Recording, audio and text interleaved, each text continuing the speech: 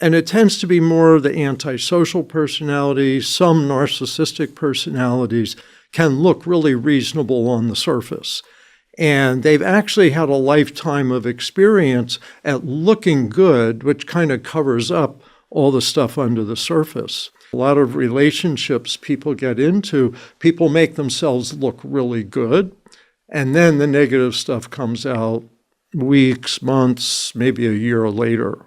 So that's why we say wait a year until you decide to commit. Because nowadays, who knows? You may have someone that really is good at covering their bad behavior. People often tell me, they say, my grandparents got married a week after they met, and they just celebrated their 60th anniversary. They're still in love. Everything's wonderful.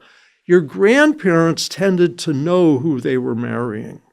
In today's world, not only don't you know, you don't have a history, but high conflict people have learned to cover up the full range of who they are. Don't commit like getting married within the first year.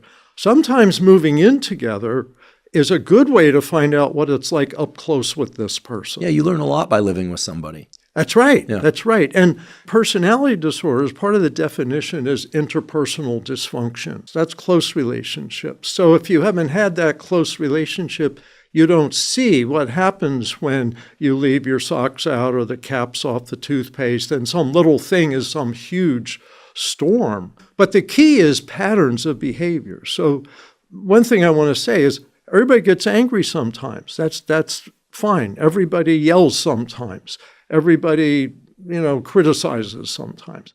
But if they have a pattern, like their life pattern of relationship is to yell and scream and criticize and all of that, whoa, this pattern is probably going to keep going. With personality disorders, it's a narrower pattern of behavior.